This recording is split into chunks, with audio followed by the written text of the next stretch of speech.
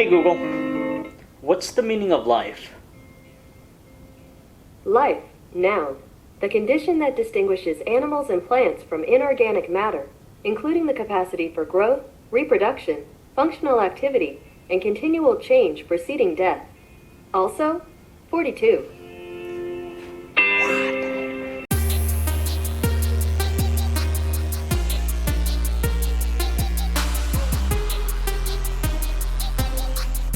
Hey guys, it's John B here with PhoneArena. You're watching our video review of this guy. This is the Google Home Mini. Now obviously it wouldn't be a Mini if it were bigger than the original Google Home, so the Mini here is smaller and it's a diminutive size. It has this puck-shaped size that I really like.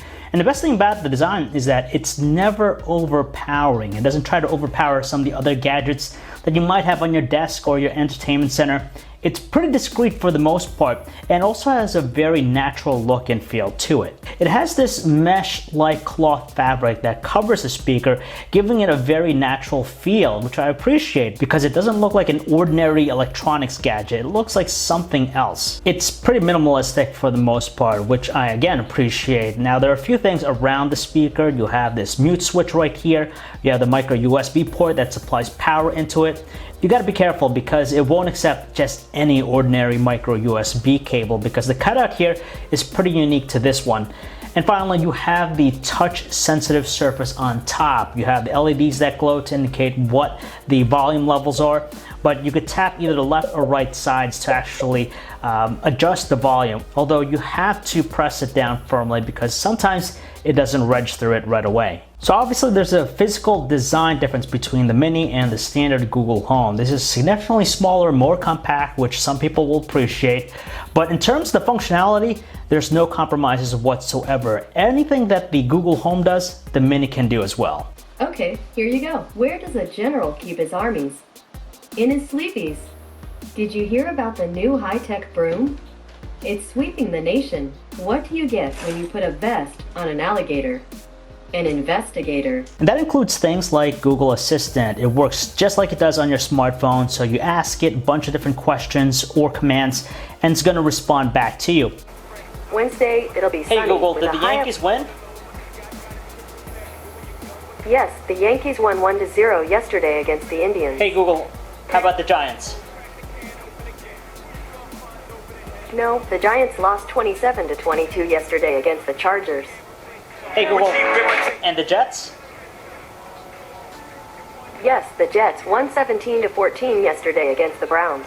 That's the thing about Google Assistant. I like the convenience factor. Not only can it provide you some useful information about your day, your schedule, but you could also do some other stuff that you typically would do yourself. For example, if you want to set an alarm or a reminder, you could just speak it as opposed to whipping out your phone and doing that yourself. When Google Home launched last year, I was kind of underwhelmed with the amount of devices it supported, smart devices to be exact. It paled in comparison to what the Amazon Echo controlled, but it's amazing what a year has done because now with the Mini, even with the Google Home, they've increased support. Now, due to its size, there's only a single 40mm speaker driver that's inside. It doesn't have the extensive hardware that you find in the Google Home, so that means the audio output isn't going to be quite as good.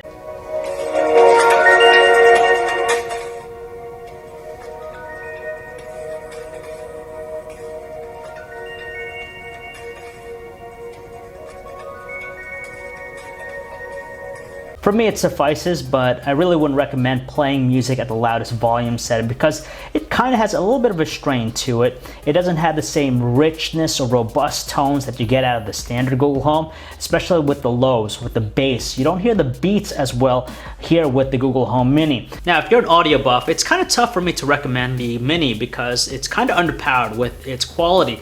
Instead, check out the Google Home because it's substantially better with its performance. The biggest thing about the Google Home Mini, in my opinion, has to be its price point. That's something you gotta think about because the Google Home starts at $129.